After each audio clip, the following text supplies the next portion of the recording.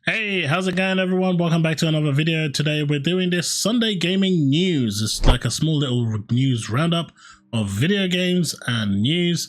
Hopefully you'll enjoy it. I'm going to try and do these maybe twice a week, but at least do it once a week. So let me know what you think in the comment section below and I'll see where we go from there. But with that said, on with the show. It's been a very busy week for Microsoft, ABK and all concerned, but it seems PlayStation have finally signed the deal that will give them Call of Duty, and how we have come a long way from February when Jim Ryan was quoted to saying, "I don't want a new deal, I just want to block your merger." Well, today he has no longer wanted to block the merger and has signed the deal. He has eaten his humble pie and, well, at least for now, PlayStation fans can enjoy Call of Duty on their platform. But it is a big humble pie to take down. Next up, we have Payday 3, which apparently will require an online connection to play, even in single player, citing cross progression and crossplay were the big reasoning factors. This article says Payday will require an online connection to play the game, even in single player. Speaking on a live stream, Starbreeze's global brand director Al Melisso confirmed that the game, which offers both multiplayer and single player gameplay, will require an online connection regardless of which mode is chosen. When asked if the game could be played offline, Lister responded, "No, you will have to play it by, even if you're able to play by yourself, but I do believe you'll have to have a connection in order to play because it's made in Unreal Engine and has cross progression and crossplay. I do believe we need you to be online." Now, obviously, this is not going to be taken nicely. This is not going to be taken kindly. A lot of the community, the gaming public, want to preserve their games, and well, if it's requiring an always online connection, looking at this game or buying this game in physical in any way, shape or form is completely meaningless, because once the servers go down, well, your game becomes a coaster. So this will probably be a digital only. At this point, there's no reason to release this as a physical.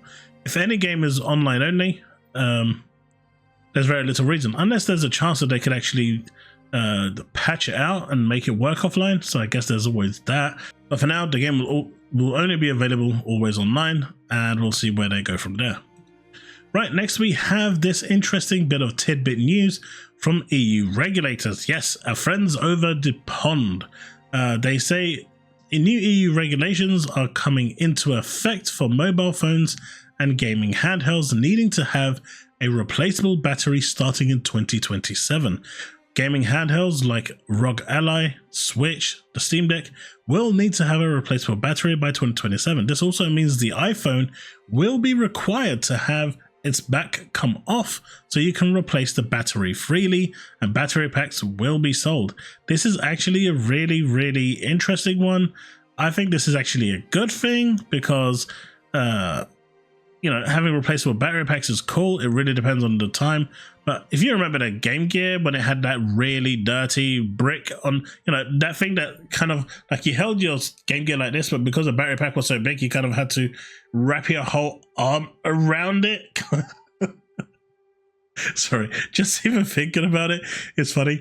I remember when I used to play with my Game Gear and you'd like put 2 batteries in and it just used to, was it 6 batteries? I think it was 6 batteries. And because it had like a CRT TV built into it, it guzzled those batteries like there was no tomorrow. But as you can see here, a lot of people are thinking it's a good idea. And I think genuinely it is probably a good idea. Rechargeable batteries are good, but eventually they die and you kind of want to replace them. And having to open up your Switch or your Steam Deck is probably not the, something that a normal user wants to do. So being able to just open up a flap, replace the battery, close the flap, even if it is with just one screw, is probably the preferred method. So I think that's good for gaming. Next we have this big one over here. Sega's president says reboots, remakes of classic Sega games could be coming, especially Sonic. Now we have this article already open here, and it's quite a juicy one. The Hedgehog's big wins in 2022 could point to a mix of new classic games in the pipeline. more reboots and remakes of classic Sega games could be finding their way back to consoles if the top executive at the company has his way. In a recent interview with Japanese publication Famitsu about the state of gaming industry, Sega President and Chief Operations Officer Yukio Sugino addressed the issue of reboots, and he particularly pointed to Sonic the Hedgehog series as one that could be ripe for rebooting. The issue originally arose after the interviewer asked Sugino about upcoming Samba de Amigo Party Central itself, a revival of the classic 1999 rhythm game. Now, true story this one. I remember taking my Samba de Amigo whole set to Cyprus one summer. And my cousin, who's my cousin-in-law, who's probably the biggest klutz I ever know, we were like, I was like to my wife back then, where's the Samba maracas? And she was like, my cousin has it. And I'm like, which one? And she goes, him. And I was like, make sure you don't drop it. Bang. I'll never forget that memory. I was almost in tears, but thankfully it didn't break. But I love Samba de Amigo, so I'm probably going to actually try and pick this up for the Nintendo Switch.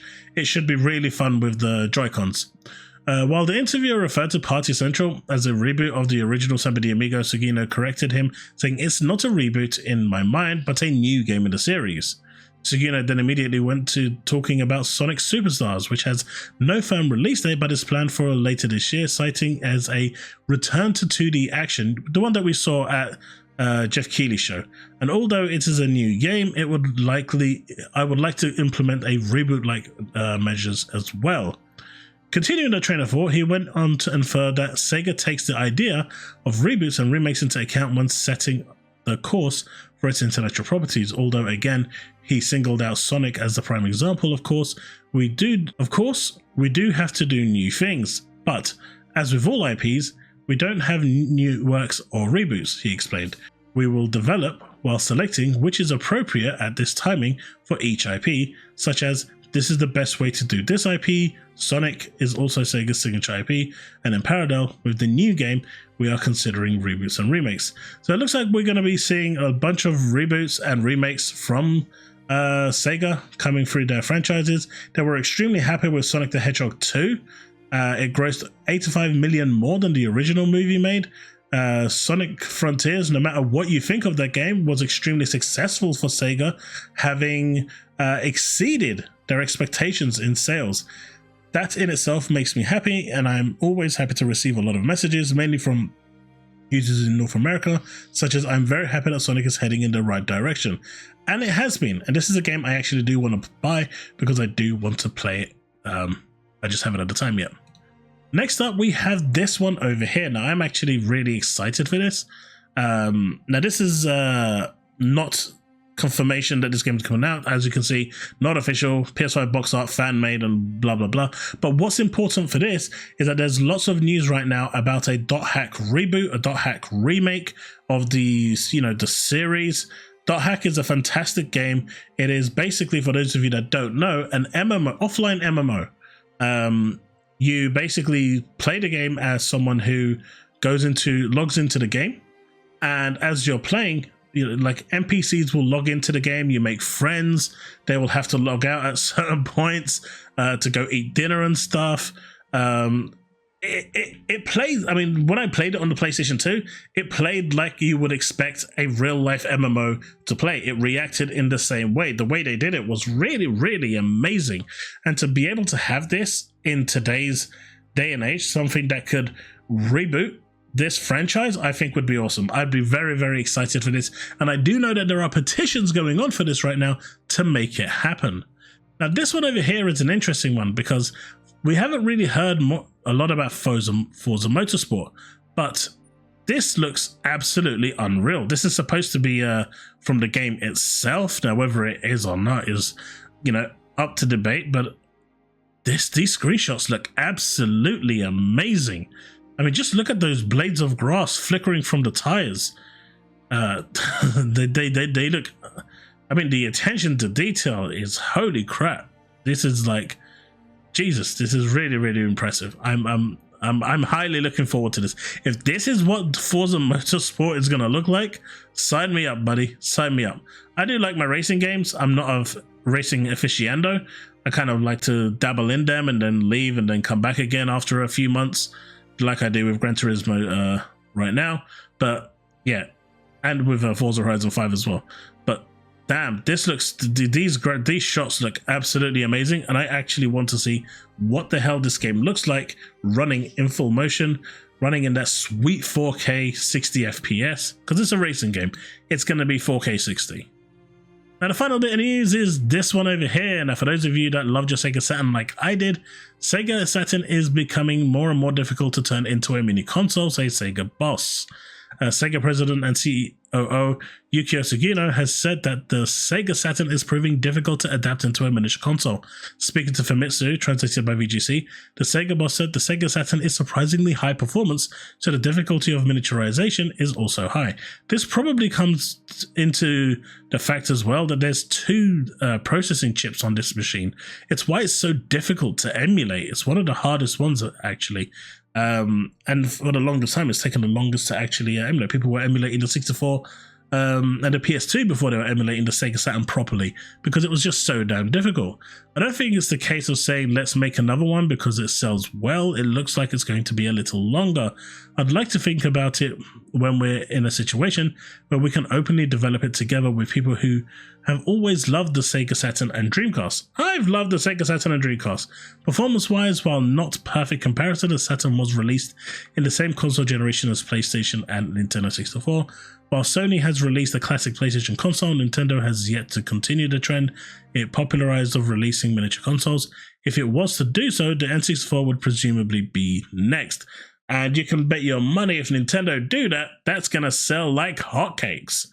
In June of last year, Sega's classic hardware producer Yosuke Okunari said that he had considered producing mini versions of the classic consoles, but claimed that the cost of producing parts for either a Dreamcast or Saturn would be prohibitively expensive. Announcing the company's Mega Drive Mini 2 console, Okunari said, "Some of you may say this isn't a Sega Saturn Mini or I wanted a Dreamcast Mini. It's not that we didn't think about that direction.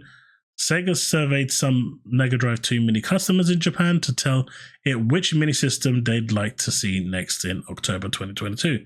Dreamcast was Sega's final home console, marking the end of the Japanese company's near 20-year stint in the console hardware market, which is a massive shame because I absolutely loved my Dreamcast. However, despite its short lifespan, the console produced many critically acclaimed game franchises, including Shenmue, which is brilliant. I actually want to sit down and play through those again. Maybe we'll do that on stream. Who knows? On my other channel, not on this one. This one's like a Gaming News channel. Soul Calibur, Fantasy Star Online, Crazy Taxi, Jet Set Radio, Rez, all brilliant games. Sega has released 2 mini consoles so far. The first Mega Drive Mini was released in 2019 and included 42 games, with the libraries differing per region. It included new ports of Darius Tetris, which had never been released before. And well, folks, that is the news for this week. Now, if there's other news that you want me to cover, and or if you do find news articles that you think are worth looking at, worth covering, or just worth my view and opinion on, definitely feel free to join my Discord, and I'll open a news section if people do want to do that for just news article updates on stuff that I can make once or twice a week for news updates, and we can get these type of videos going out more often. Let me know what you think in the comment section below if you did enjoy this content, and if you did, I'd love to hear it, because I do enjoy making these sorts of videos. It is covering the news, and that is what I'm here to do. Not just ABK, but also gaming news in general. So thanks so much for watching. Don't forget to like and subscribe, and I'll see you in the next one. Remain legend.